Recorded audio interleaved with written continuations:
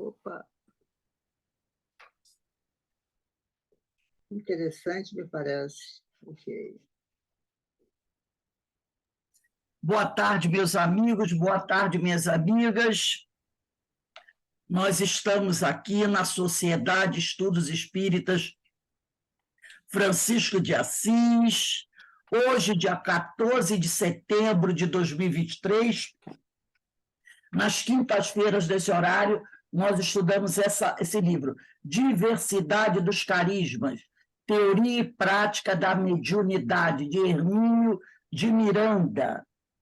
E hoje nós vamos estudar no capítulo 8, que tem por título Clarividência, item 6, que é o item que tem por título Espaço e Tempo, no 18º parágrafo.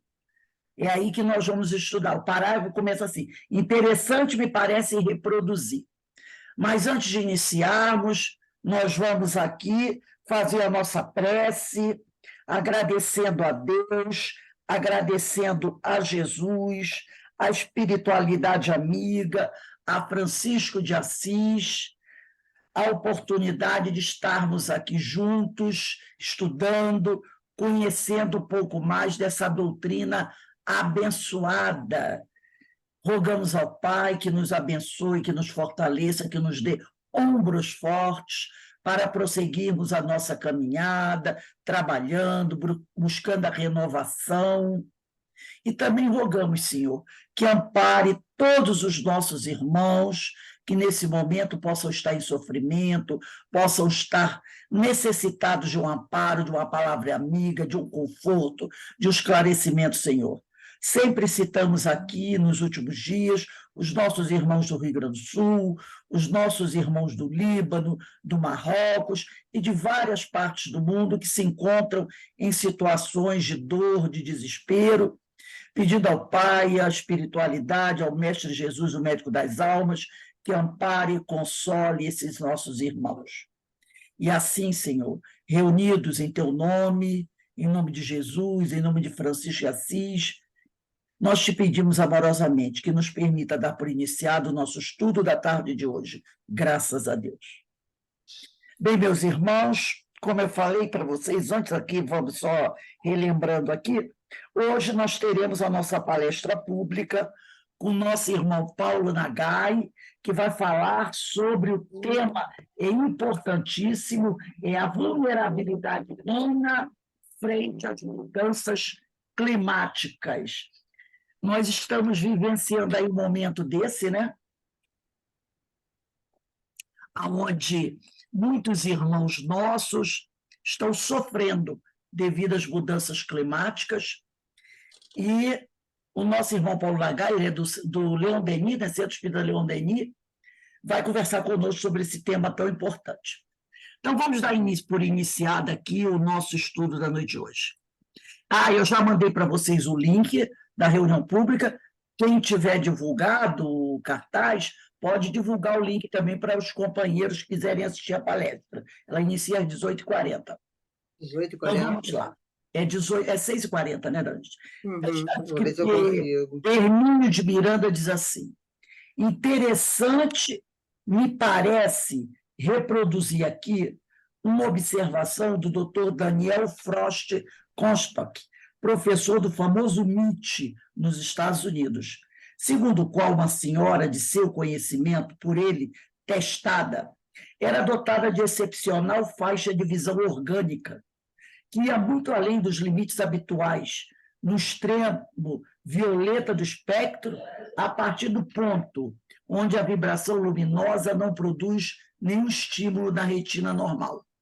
Segundo o Dr. Const, esta senhora tinha, de fato, uma visão ultravioleta, em grau de que jamais esse pesquisador ouvira falar. Muito interessante, né? Agora vamos passar para o item 7, conclusões. As referências, especulações e casos que tivemos oportunidade de examinar nas páginas precedentes, e esse capítulo 7 esse capítulo 8, né, Clarividência, foi um capítulo muito extenso. nos levam a algumas conclusões a que me proponho expor a seguir. Ressalta entre as primeiras conclusões a inadequabilidade da palavra clarividência para caracterizar a maioria dos fenômenos que usualmente estão classificados como tal. Então, ele quer dizer o seguinte, que o nome clarividência não é adequado para caracterizar grande parte dos fenômenos que normalmente as pessoas chamam de clarividência. Então, há um grande número de fenômenos que as pessoas dizem que é clarividência. E ele diz que não são clarividência. Em alguns deles, munição é conhecimento do presente ou do passado. Então, ele coloca aí munição. Quem quiser botar a setinha e escrever conhecimento do presente ou do passado. Premonição. Premonição, normalmente, conhecimento do que está para ocorrer, né, do futuro.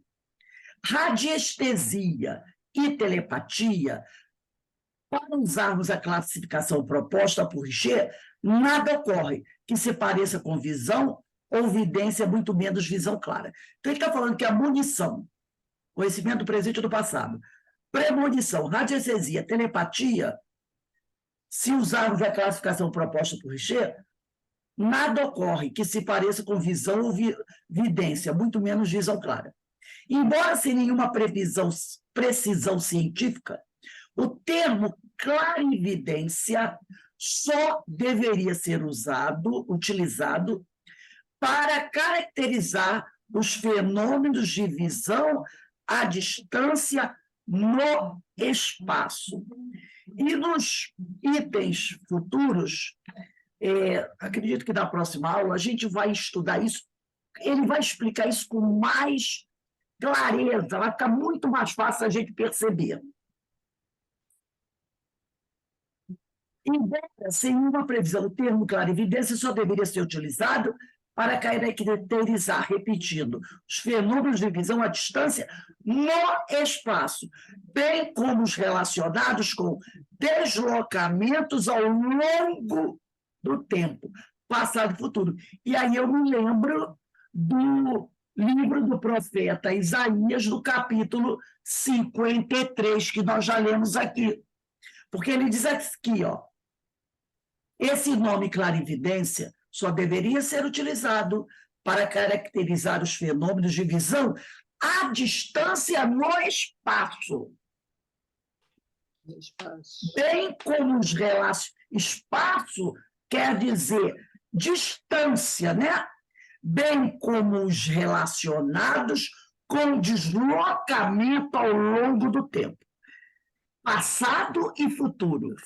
Nós lemos aqui, né, a revelação do profeta Isaías, no livro do profeta, do capítulo 53, quando Isaías, mais ou menos 500, muito mais, quase 1000 anos antes de Jesus, ele faz uma revelação. Ele fala do que ele viu e do que foi dito a ele sobre o enviado de Jesus, do enviado do Senhor. Ele narra como ele vai morrer. Ele fala sobre o desprezo que as pessoas vão ter em relação a ele. Ele fala, inclusive, o que é mais extraordinário, da última frase de Jesus na cruz, quando o Mestre intercede por nós: Pai, perdoa-lhes, porque eles não sabem o que fazem. Estão lembrados disso? Então, o profeta Isaías fala sobre isso, que ele, antes de morrer, intercede por nós. Gente, quase 1000 anos antes de Jesus ter nascido. Por isso que ele diz aqui. Ele fala aqui, ó, embora sem nenhuma precisão científica, o termo clarividência só deveria ser utilizado para caracterizar os fenômenos de visão à distância no espaço, bem como os relacionados com deslocamentos ao longo do tempo, passado e futuro. Isaías vai ao futuro.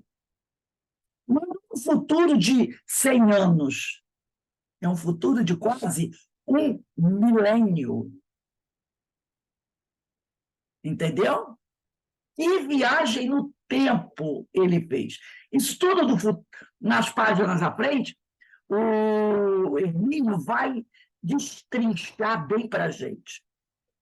A segunda, tá? Porque ele vai citar aqui algumas conclusões a que ele chegou. Essa primeira conclusão foi essa, né? Que clarividência deveria ser utilizado para caracterizar os fenômenos de visão à distância no espaço, bem como os relacionados com o deslocamento ao longo do tempo, passado e futuro. A segunda conclusão é que o fenômeno de clarividência não ocorre, em princípio, por si mesmo, sendo antes uma espécie de subproduto de outro importante fenômeno anímico, que é o do desdobramento perispiritual. Então, a clarividência, ele coloca aqui, é um subproduto de um fenômeno anímico, que é o desdobramento perispiritual. Então, ocorre clarividência a partir do desdobramento, que é um fenômeno anímico.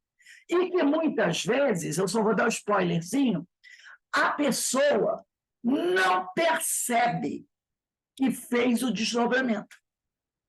Porque o desdobramento é um desdobramento consciente.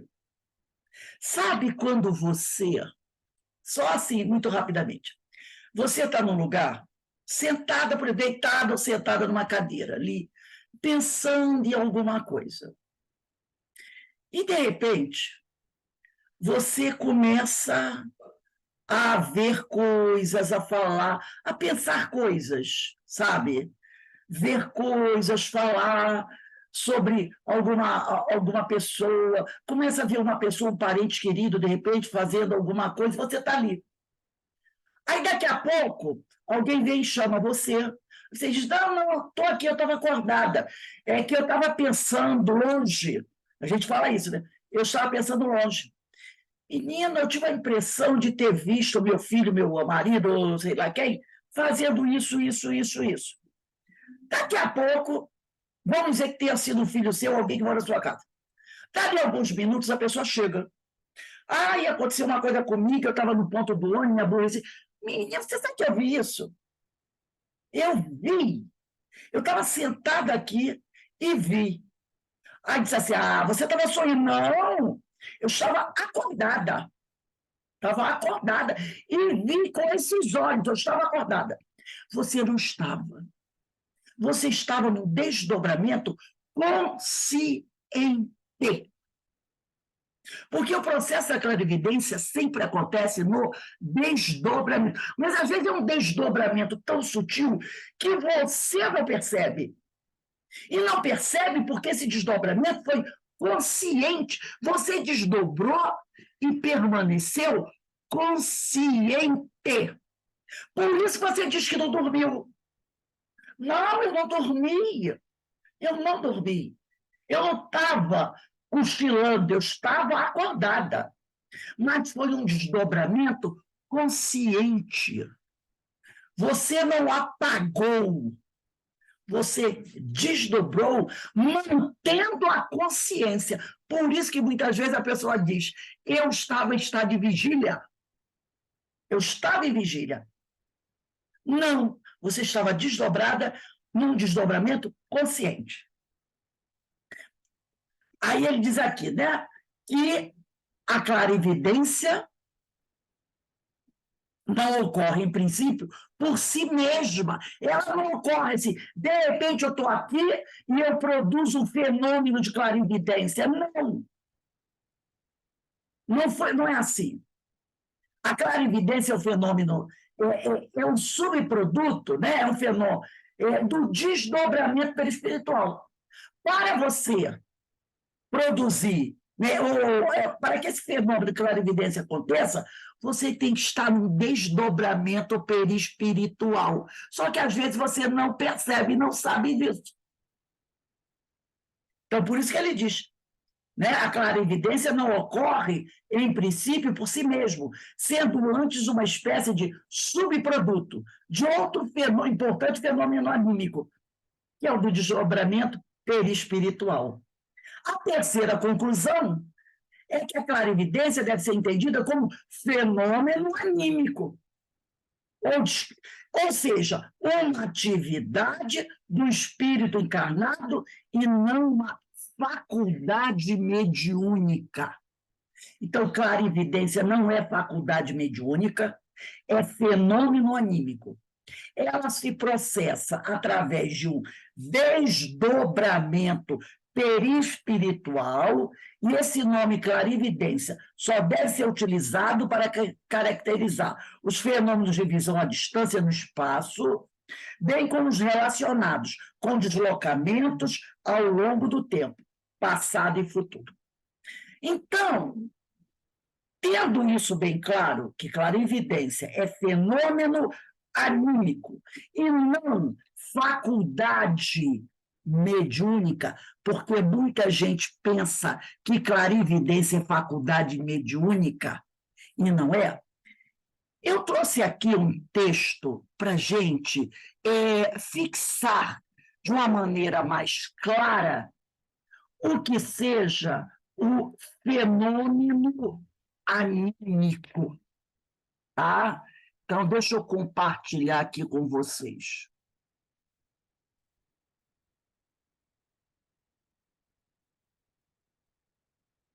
Eu acredito que vocês estão vendo. Estão, né? Está todo mundo vendo aí, Denise, por favor? Sim, Sim, estamos estamos vendo. vendo. Vamos lá. É que eu fiz assim com o dedo. Eu não sei se você não está vendo. Vocês, fenômenos anímicos e mediúnicos, conceitos. Relembrando conceitos e definições que estão em O Livro dos Médiuns, iniciamos os nossos estudos. Vocês podem até pegar aí o Livro dos Médiuns, tá? Deixa aí, apesar que ele define aqui no texto. Todo aquele, é isso que consta aqui do item 159 de O Livro dos Espíritos. É outro item famoso que a gente já esteve estudando várias vezes. Todo aquele que sente, num grau qualquer, a influência dos espíritos é por esse fato médium, porque todo mundo sente, ou já sentiu em algum momento, a influência dos espíritos. Essa faculdade é inerente, é natural ao homem. Não constitui, portanto, um privilégio exclusivo. Não é especial porque tem mediunidade. É isso que ele está dizendo. Ou porque sente a influência dos espíritos. Por isso mesmo, raras são as pessoas que dela não possuem alguns rudimentos. Pode, pois, dizer-se que todos são mais ou menos médiuns. Eu vou continuar lendo mais um pedacinho aqui. Né? Todavia, que aí Kardec faz um parênteses, né? Usualmente assim, só se qualificam aqueles em que a faculdade mediúnica se mostra bem caracterizada. Aquele que tem a mediunidade ostensiva e se traduz por efeitos patentes, né? Ali, fortes, de certa intensidade, o que então depende de uma organização física, fisiológica, mais ou menos sensitiva. Então, nós já falamos sobre isso, que aqueles que vão reencarnar como médios, o corpo será preparado para que os fenômenos aconteçam de uma forma ostensiva. Então, vamos lá. Continuando aqui. A capacidade mediúnica é considerada uma percepção inerente à estrutura psíquica das criaturas. Por isso que encontramos nos mais diferentes níveis de consciência da humanidade. Ela não é moral. Inclusive, tem pessoas que dizem assim: a mediunidade é tão importante que só deveria possuir aqueles que são altamente moralizados, para não usarem mal a mediunidade. Tem pessoas que dizem isso, né? Mas, na realidade, todos temos o direito de crescer, de progredir, utilizando bem a mediunidade. E continuamos o texto. Mas a moral do médium é que responde pelo seu uso. Então, a mediunidade não é moral. Agora, a moral do médium é que responde pelo seu uso. Se ele é um homem com moral, um homem moralizado, ele vai usar bem a sua mediunidade. Se não é um homem moralizado, ele vai usar mal a sua mediunidade, mas terá que responder por isso. Ele terá que responder por isso, como nós respondemos por tudo que fazemos, seja bom ou não seja bom. É simplesmente uma das funções psicofisiológicas do homem, porque está relacionada à estrutura psíquica e à estrutura física, como diz Kardec na questão 159. Podendo ser enquadrada como um dos sentidos que o espírito encarnado, somos nós, utiliza a fim de manifestar-se e desenvolver-se gradativamente para a plenitude da vida. Continuando, Kardec faz uma ressalva, o que nós lemos na questão 159. Usualmente, porém, essa qualificação se aplica somente aos que possuem uma faculdade mediúnica bem caracterizada, que se traduz por efeitos patentes, de certa intensidade, que depende de uma organização mais ou menos sensitiva, que é a organização psíquico-física. É o que ele diz aqui, ó, psicofisiológica, tá? Já no item 223, vamos abrir o nosso livro dos médiuns, 223,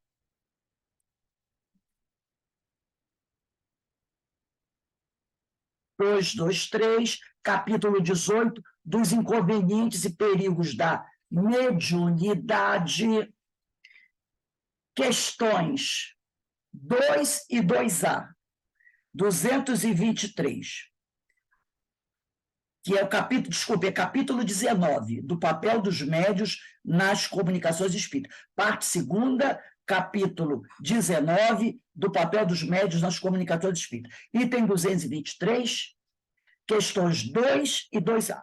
Na questão 2 é feita a seguinte pergunta: as comunicações escritas ou verbais também podem emanar do próprio espírito encarnado no médium?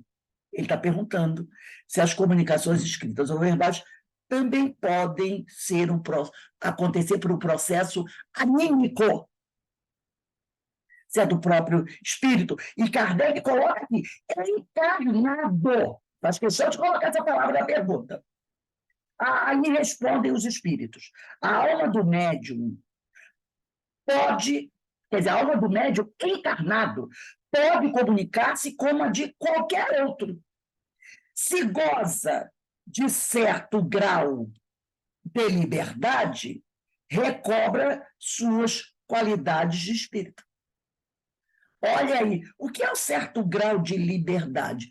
É um desdobramento perispiritual, que também é um fenômeno anímico. Aí ele diz: tendes a prova disso nas visitas que vos fazem as almas de pessoas vivas, outros encarnados que te visitam, as quais muitas vezes se comunicam convosco pela escrita, sem que as chameis, porque ficais sabendo, entre os espíritos que evocais, alguns há que estão encarnados na Terra. Eles, então, vos falam como espíritos, apesar de estarem encarnados, como espíritos que, na verdade, nós somos. E não como homens. Então, ele vai falar com a gente como espírito, tá? Porque ele está desdobrado. Por que não se havia de dar o mesmo com o médium? Aí tem o 2A. Não parece que esta explicação confirma a opinião dos que entendem que todas as comunicações provêm do espírito médio e não de espírito estranho? Olha, Kardec fala, mas espera aí. Essa explicação de que o médium encarnado pode se comunicar leva a gente a pensar o seguinte, será que todas as comunicações que chegam e que nós dizemos que é dos espíritos desencarnados não poderia ser do próprio médium? É isso que Kardec está perguntando. E os espíritos respondem, os que assim pensam só erram em darem caráter absoluto à opinião que sustentam, porquanto é fora de dúvida, que o espírito do médium pode agir por si mesmo. Isso, porém, não é razão para que outros não atuem igualmente por seu intermédio. Não é porque o espírito do médium pode se comunicar que você vai achar que todas as comunicações são dele e que desencarnados não possam se comunicar. Né? Porque aí o pessoal diz assim, então, se é assim, não existe essa história de desencarnar se comunicando. Ele diz, não vamos também ser desse radicalismo, tá? Partindo do estabelecido, voltando ao nosso texto, partindo do estabelecido por Kardec, concluímos ser um homem e um espírito encarnado com faculdades idênticas à do desencarnado, o que lhe possibilita vivenciar os mesmos fenômenos. Nesse estudo, vamos analisar essas faculdades e fenômenos, baseando-nos em pesquisas e experiências feitas por estudiosos de ambos os planos de vida. Da vida. Os fenômenos que o espírito encarnado, chamado por Kardec de sensitivo, experimenta através da emancipação da alma, recebem o nome de fenômenos anímicos. Então, os fenômenos que o espírito encarnado, que Kardec chama de sensitivo, experimenta através da emancipação da alma, através do desdobramento, que é também um fenômeno anímico, recebe o nome de anímicos. Vamos entender o que significa anímico. Fenômenos anímico é aquele em que o sensitivo, médium, fica entre duas realidades. Material, que a gente vai chamar de realidade 1, e espiritual, realidade 2. Usualmente com o corpo físico em uma delas. E o corpo espiritual, perispírito, na outra. Pode, assim, contemplar a realidade 2, que é espiritual, sem obstrução ou interferência da de número 1, que é a realidade material. Quando, por exemplo, se desloca no espaço ou no tempo, indo a locais onde eventos estão ocorrendo. Já ocorreram ou irão acontecer. Lembra da clarividência? Nestas experiências, o sensitivo não serve de intermediário entre espíritos desencarnados ou outros encarnados.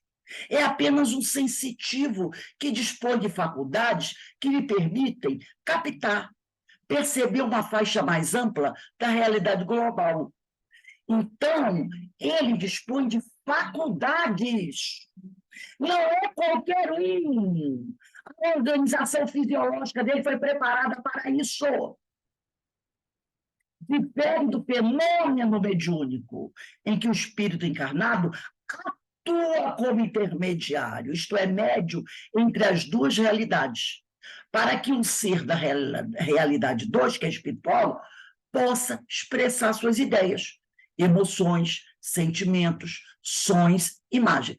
No fenômeno anímico, ele, o sensitivo, é um observador direto e tem um papel ativo ao relatar uma experiência pessoal de contato com a realidade 2, que é espiritual.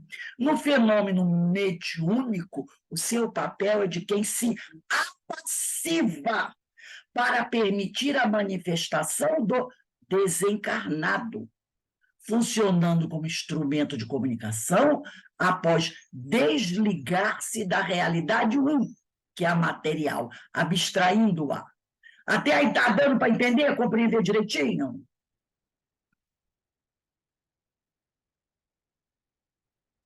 Sim, Rose. Sim.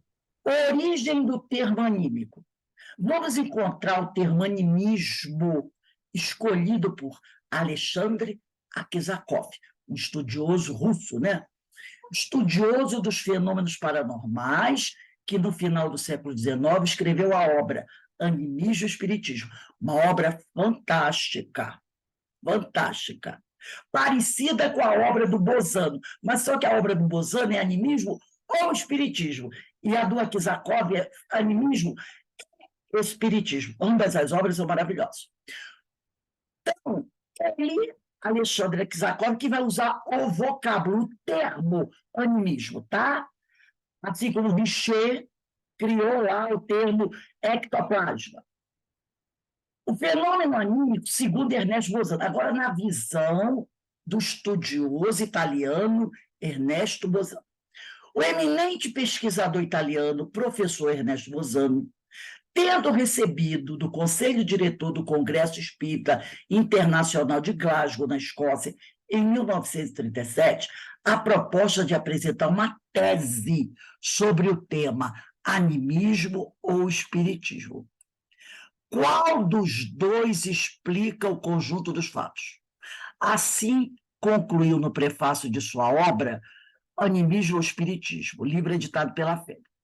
Nenhum nem outro logra separadamente explicar, diz Bozano, o conjunto dos fenômenos supranormais.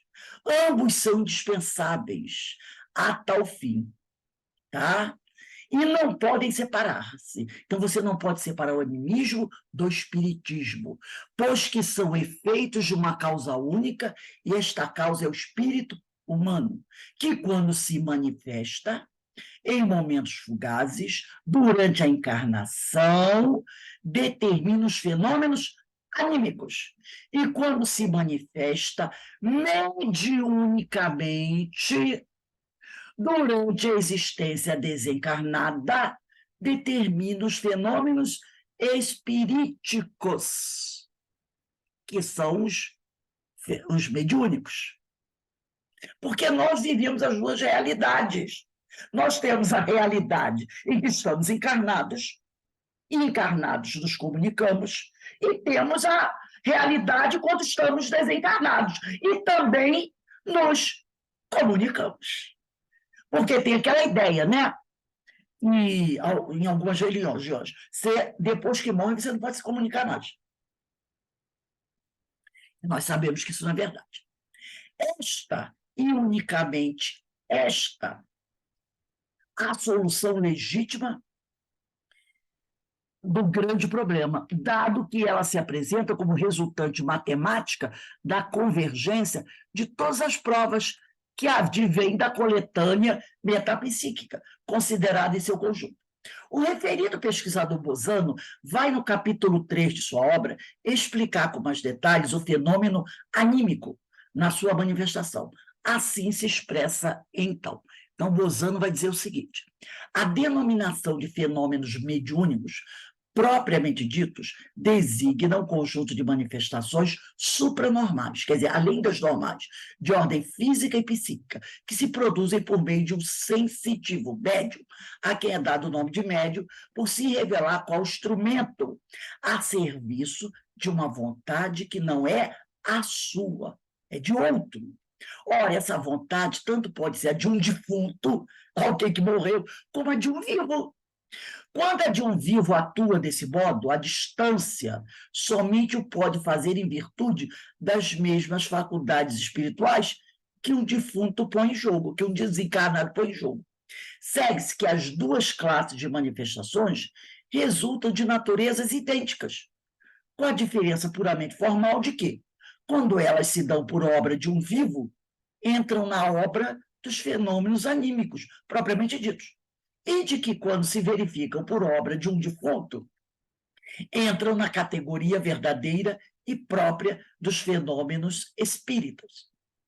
Evidencia-se, portanto, que as duas classes de manifestações são complementares uma da outra, a tal ponto que o espiritismo careceria de base, dado não existisse o animismo.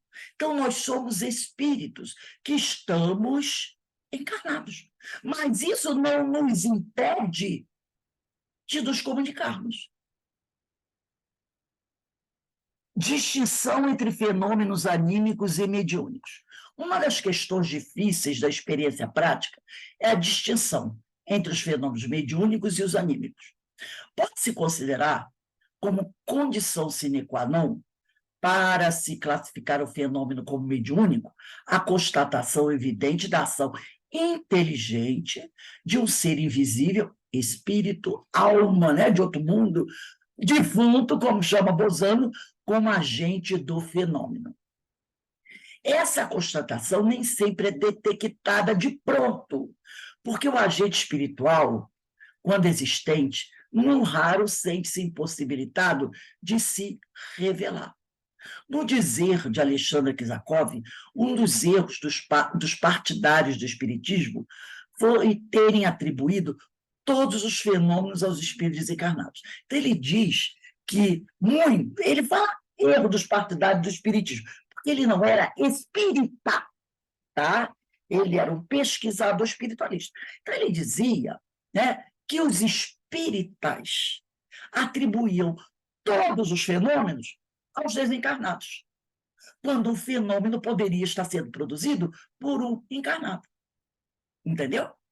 A permanência desse erro fica por conta do desconhecimento dos ensinamentos dos espíritos superiores, quanto às manifestações dos próprios sensitivos, tanto as físicas, reportadas por São Luís em O Livro dos Médiuns, capítulo 4, item 74, questão número 20, quando tratou das pessoas elétricas, que tiram de si mesmas o fluido necessário à produção dos fenômenos, quanto às intelectuais, explicadas no capítulo 19, item 223, 2A, que nós já lemos, como possíveis de ser produzidas por espíritos dos próprios médiuns. Vamos ver essa questão, item 74 de O Livro dos Médiuns.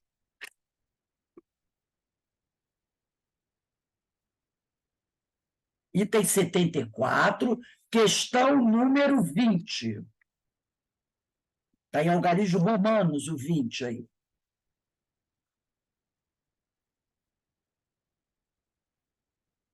Item 74, questão número 20. Dando um tempinho para todo mundo achar.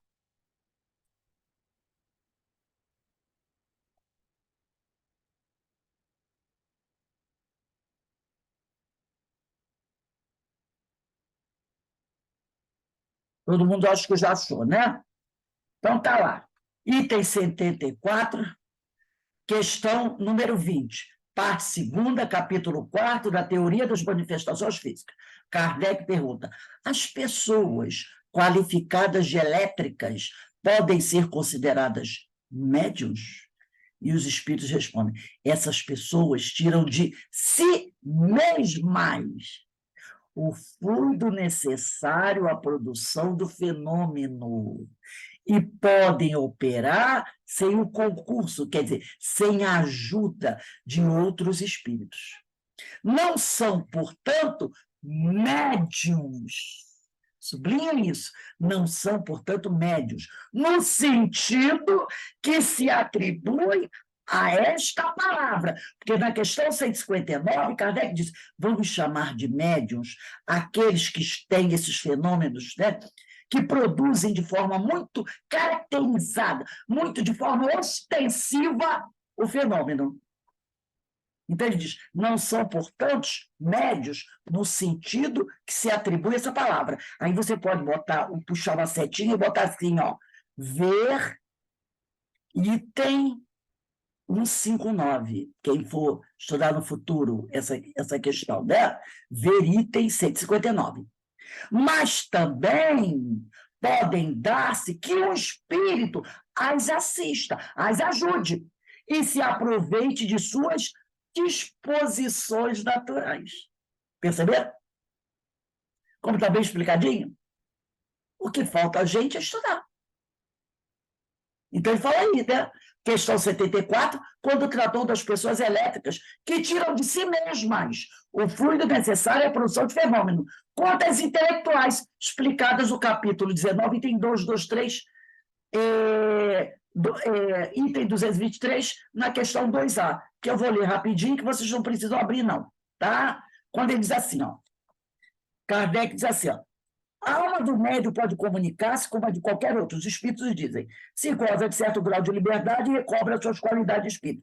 Tendes a prova disso nas visitas que vos fazem almas de pessoas vivas, as quais muitas vezes se comunicam convosco pela escrita, sem que as chameis, porque ficais sabendo, entre os espíritos que evocais, alguns há que estão encarnados na terra. Eles então vos falam como espírito, e não como homens. Por que não haveria de dar o mesmo com o médium? Aí na 2A, não parece que essa explicação confirma a opinião dos que entendem que todas as comunicações provêm do espírito do médium e não do espírito estranho? Os que assim pensam só erram em dar em caráter absoluto a opinião que sustentam, porquanto é fora de dúvida que o espírito do médium pode agir por si mesmo, né?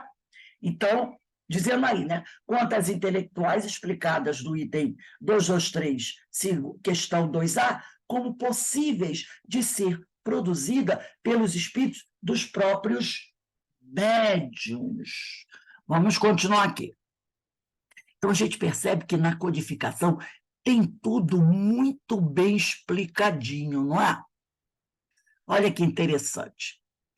Muitas são as questões ainda não respondidas, de como e por que ocorrem os fenômenos anímicos e mediúnicos. Quando se considera as potencialidades do ser humano, criado à imagem e semelhança do Criador, olha o que ele vai dizendo aí. E o quanto são ainda desconhecidas, pode-se crer que, a partir de estados conscienciais diferenciados, a essência espiritual se liberte das limitações físicas e orgânicas, penetrando, então, no acervo de conhecimentos mais profundos, percebendo além dos limites do espaço e do tempo. Uma outra questão importante a pesquisar e compreender são as relações entre um tipo de fenômeno e outro. Ou seja, o anímico desencadeando o mediúnico e vice-versa. Tais influências existem, e por conta disso, que entende-se que não há fenômeno mediúnico, que não há fenômeno anímico puro, nem mediúnico, isento de traços anímicos. Então, esses dois fenômenos, de forma pura, eles não existem. Então, não há fenômeno anímico puro, nem mediúnico isento de traços anímicos, pois que ambos se encontram sempre mais ou menos associados. Continuando aqui. Vamos lá.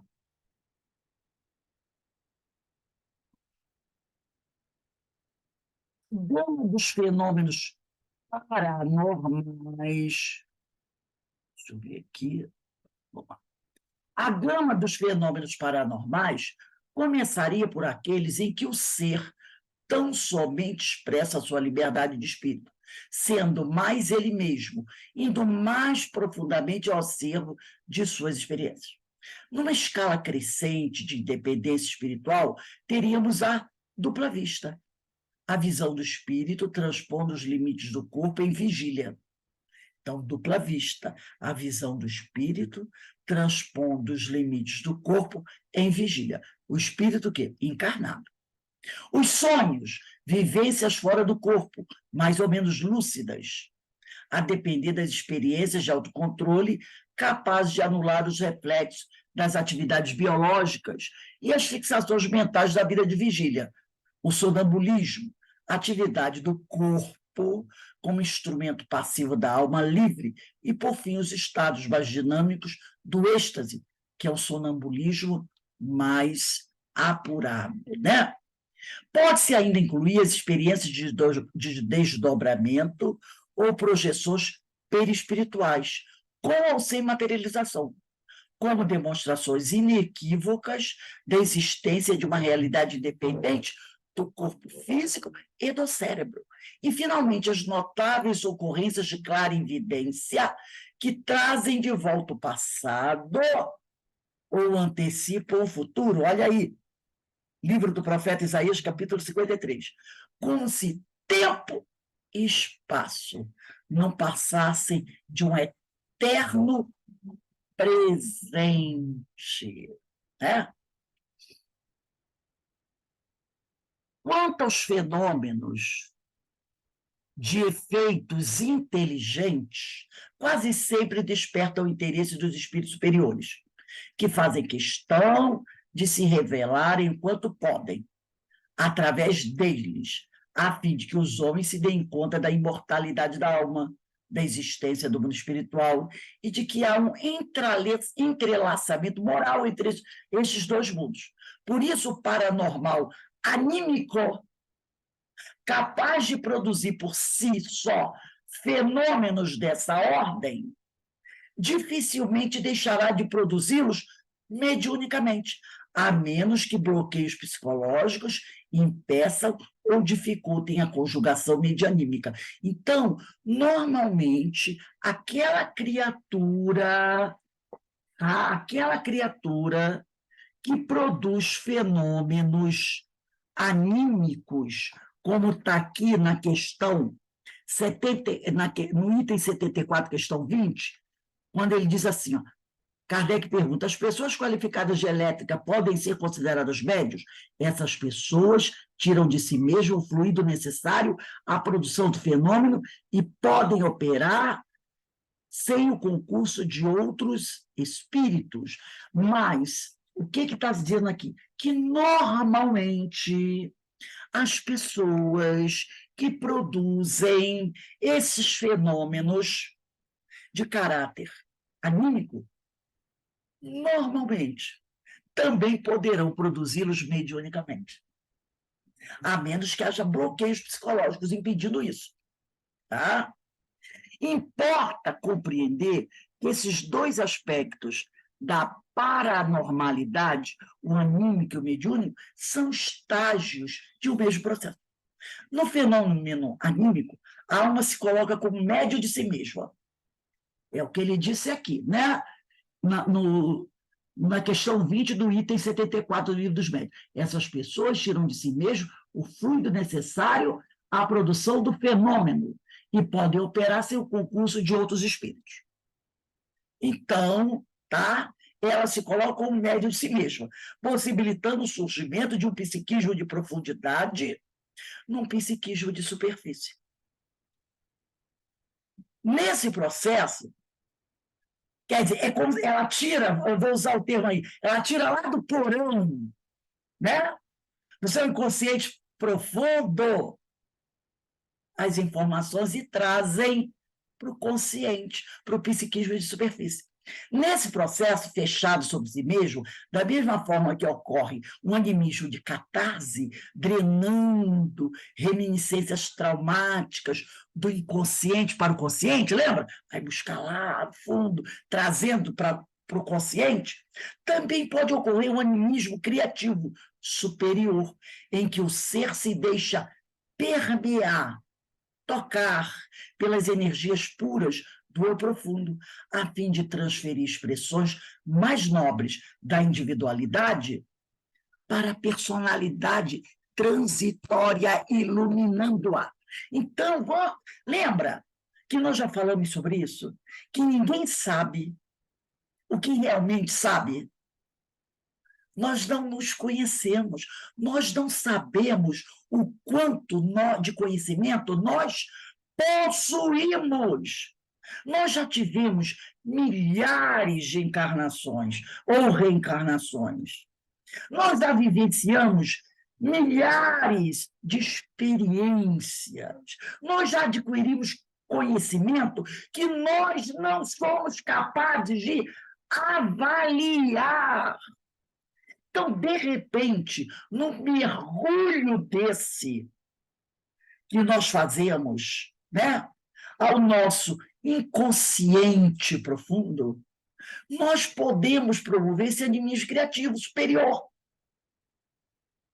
que é trazer do nosso inconsciente profundo conhecimentos maravilhosos, profundos, criativos, e deixar, né, que o nosso ser possa se banhar dessas energias puras do nosso eu profundo, a fim de transferir expressões mais nobres da individualidade, do espírito, para a personalidade transitória iluminando-a.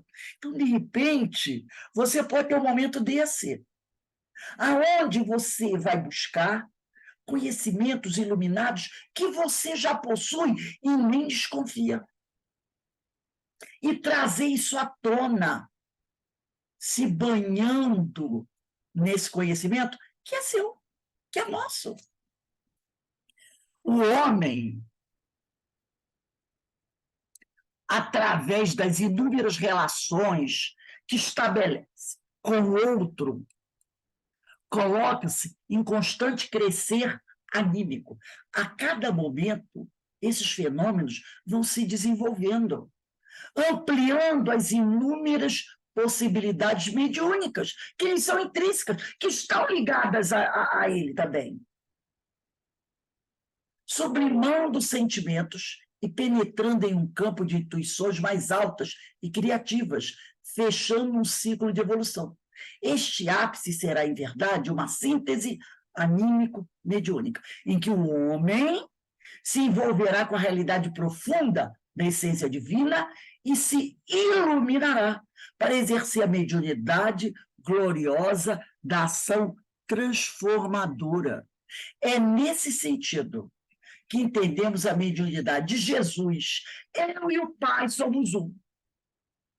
Como médium de Deus, plenamente ligado à sua realidade profunda, cósmica, expressão manifesta do Criador, para se revelar de forma integral entre os homens da retaguarda evolutiva. Então, é dessa forma que nós entendemos a mediunidade de Jesus, quando ele diz, eu e o Pai somos um. Entendeu? Então, como médium de Deus, plenamente ligado à sua realidade profunda, cósmica, expressão manifestada do Criador, para se revelar de forma integral entre os homens da retaguarda evolutiva. Essa publicação, que eu fui buscar, eu encontrei, é de Tereza Cristina de Alessandro, foi publicada em dezembro de 2000. Aqui está a bibliografia que ela utilizou, Livro dos Médiuns, Livro dos Espíritos, a Gênese, Diversidade dos Carismas, G.M. de Miranda, Animismo e Espiritismo do Alexandre Aksakov, Animismo ou Espiritismo, que ali está escrito errado, Animismo do Ernesto Bozano e Vivência Mediúnica, do projeto Manuel Filomeno de Miranda. Tá? Então, uma bibliografia muito vasta e boa, uma boa bibliografia. Eu achei esse texto que ela trouxe para a gente altamente esclarecedor. Altamente esclarecedor. Né? E aí a gente começa a ter ideia melhor do que seja esse fenômeno anímico. Daí a importância, gente, de nós aprofundar. Pode falar, Carmen. Então, que muitas vezes eu vejo, né, nesse meio espírita, desvalorizar o fenômeno anímico. Como, não, essa pessoa é só anemia, é só fenômeno anímico, ela não traz nenhum fenômeno mediúnico, nenhum sofredor, não é? Aí isso, sabe? É um sofredor, né? Sofredor é a própria criatura, né? É a própria criatura. Mas esse estigma de que a pessoa só está produzindo fenômeno anímico, então não serve para mesa. Meu Deus, que loucura. Mas não é verdade? E ela deixa bem claro é o seguinte, e que a gente começa a avaliar. Quanto mais você estuda, Mas quanto mais você pega, né, os ensinos de Jesus, você lê as páginas de Jesus, que, inclusive, depois que terminar o estudo dos ensinos de Jesus, nós vamos começar a estudar a série Amélia Rodrigues. Eu não sei se vocês conhecem a série Amélia sim, Rodrigues, Amélia, sim. Evangelho Puro. São 10 livros. Nós vamos começar a estudar a série Amélia Rodrigues. Quando você Amélia. começa a estudar as passagens de Jesus, tudo que Jesus fez, Amélia Rodrigues. você começa a enriquecer o seu inconsciente com o sublime, que é Jesus. Os atos de Jesus, as palavras de Jesus, a figura de Jesus. E isso vai penetrando no eu da criatura. E, de repente, ao penetrar no eu da criatura, isso vai modificando esse material que a gente tem no inconsciente, que talvez alguma coisa não seja muito edificante, não é verdade? Vai caindo lá, vai mexendo com aquilo, vai fazendo uma asepsia e vai permitindo que coisas lindas que nós vivenciamos e conhecemos apareça. Porque, às vezes, o que é muito bonito e que está no nosso inconsciente profundo pode estar abafado, pode estar solapado pelas coisas não bonitas que pesam. E quando você começa a entrar em contato com Jesus, né, eu e o Pai somos um, lembra? Você essa beleza do Evangelho vai produzindo no nosso inconsciente uma limpeza, vai eliminando tudo aquilo que não é bom. E aí permite que o belo que está lá possa brilhar. E ao brilhar, ele faça isso aqui, ele venha emergindo, né? Subindo, e se revele no nosso consciente, iluminando o nosso ser. Porque nós temos que pensar que nós não temos só coisa feia, nós temos muita coisa bonita também. Mas, às vezes, o bonito está lá abafando com o peso da sujeira, entendeu? É o famoso debaixo do tapete. E quando você entra em contato com o belo, com o bom conhecimento, isso vai fazendo o quê? A limpeza, é um aspirador. E aí tira aquilo tudo e deixa que o bonito apareça. E esse bonito, num processo anímico, poderá o quê? Subir e se revelar do nosso consciente, iluminando nosso ser. Então, a gente vê que esse processo anímico é uma coisa maravilhosa, gente.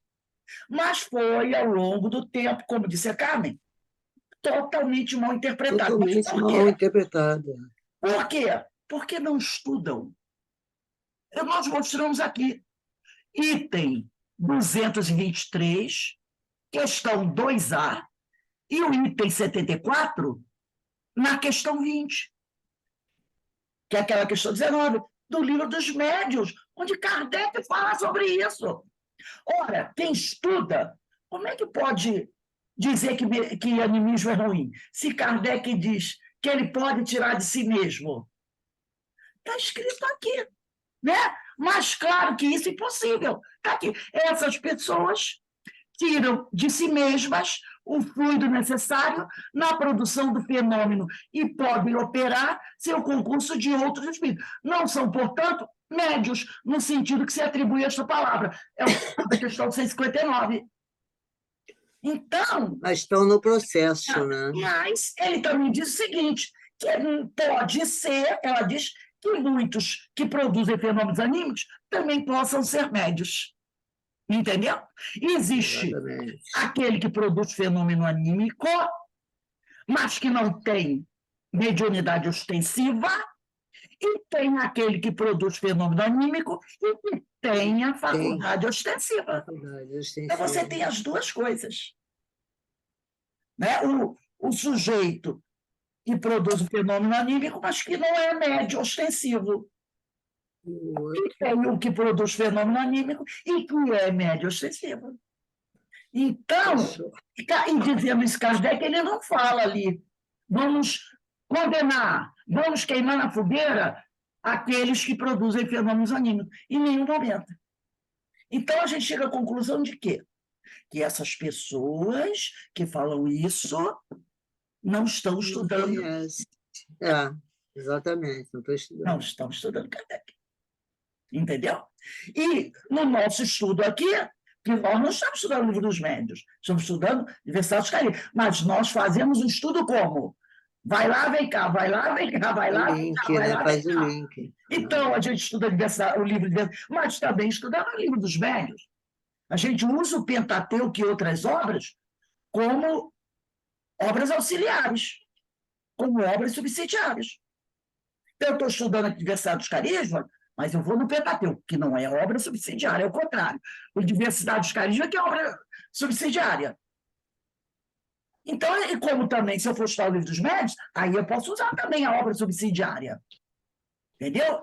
É assim que a gente deve estudar, mas às vezes a pessoa não estuda, ou então só lê. Vai lendo. Questão 20, 21, 22, e vamos rápido, porque a gente lê bastante questão essa noite. Não é assim? Senão a gente vai ficar 3 anos estudando o livro dos médios. Já vi cursos assim, eu já dei cursos assim. Onde eu dei o planejamento, que numa aula eu tenho que fazer, estudar da questão 248 a 269. Está estudando? Claro que não. Porque muita Entra aqui, sai aqui, é como essa muita questão coisa, né? 159 aí, dá 2, 3, 4 aulas. Então, a gente vai percebendo que é necessário estudar Allan Kardec para entender isso aqui. Para entender o que é a verdade, a beleza do fenômeno anímico. Não é? Que não é nenhuma condenação. É normal. Afinal, somos espíritos que, no momento, estamos encarnados. No momento. Então, gente, eu vou parar aqui. Só um instantinho. Na próxima semana, a gente vai continuar nesse parágrafo aqui. A segunda destas proposições. Botem a data aí, 21/9. A segunda destas proposições. É sempre bom botar a data, porque aí a gente sabe onde vai começar. Quem queria falar era Ana Constantino? Fala, Ana.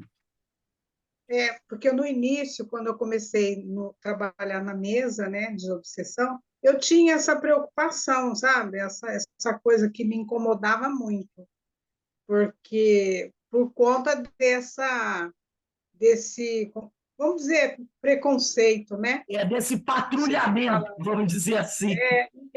Então eu ficava assim, muito desconfortada, sabe? Com a passividade, porque eu ficava com essa dúvida no início. E é muito bom, né? O Nós estudo também, viu, colega? Nós Oi? também. Nós também, a maioria, mas com Acho que a estudo, maioria dos Luz médicos e passa Paulo, por a isso. gente melhorou, né? Então, agora, estudando, né, fazendo esse estudo mais profundo, aí a gente já dá um conforto, né, um alívio. A Exatamente, gente já se exatamente. sente mais segura para participar de um Não é trabalho, nenhum né? bicho, né? Não é nenhum bicho. Naquela época a gente achava que estava assim, transgredindo, né? Cometendo o pecado. Por aí, né? Será que Cometendo o pecado. nunca falou nada? Será que aquela mensagem é fidedigna ou aquilo ali foi da minha... A gente tinha Da que minha apagar cabeça. isso para poder trabalhar, né? A gente tinha que apagar isso. E aí a gente percebe como o estudo ilumina, né? Tira a gente Exatamente. da Demais, nossa, mãe. e traz a gente E assim. quanto a gente como é um estudo para a gente e para os irmãos que a gente vai, como é que se diz? Vai reunindo junto, né? Vai convidando, né? Vai carregando. ajudar. Então, Eles estão aqui. eu vou Eles dizer estão uma juntos, coisa né? para vocês, tá? Tem muitos irmãos desencarnados, tá? Tem muitos irmãos desencarnados que, quando estavam encarnados e trabalhavam como médiums, foram acusados de estar mistificando, de estar cometendo um ato ruim, e que muitas pessoas abandonaram o trabalho e, magoadas, tristes, foram para o plano espiritual carregando esse estigma de serem mistificadores, de não trabalharem direito, quando a pessoa nunca, em sã consciência, pensou em mistificar.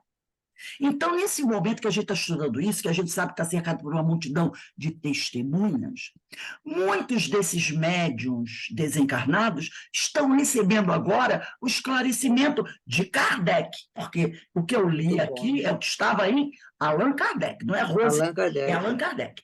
Então, esses espíritos, muitos deles, desencarnados, foram trabalhadores de casas espíritas, foram muito injustiçados pela ignorância, não por maldade, mas pela ignorância, e desencarnaram carregando essa mágoa, essa tristeza de não terem sido compreendidos. E que hoje, na espiritualidade, participando dos nossos estudos, estão sendo também esclarecidas, como nós. Entendeu? Então, é uma oportunidade que todos nós estamos tendo de aprender e crescer. Então, quando alguém aqui for trabalhar em algum lugar e alguém falar, você está no processo anímico, a pessoa pode esclarecer ou então Ou ir embora. que não tem condição, deixa o outro pensar. O importante é que você saiba que você não está mistificando, não é? Que às vezes não há condições de você debater, que às vezes a pessoa é tão fechada, né? Então, deixa ele pensar, mas você já sabe o que Kardec disse. Então, alguém gostaria de falar mais alguma coisinha aí? Coloca esse texto no blog, Rose. Vou colocar sim. É que amanhã, eu tendo um tempinho, eu tenho que fazer algumas publicações no blog, né?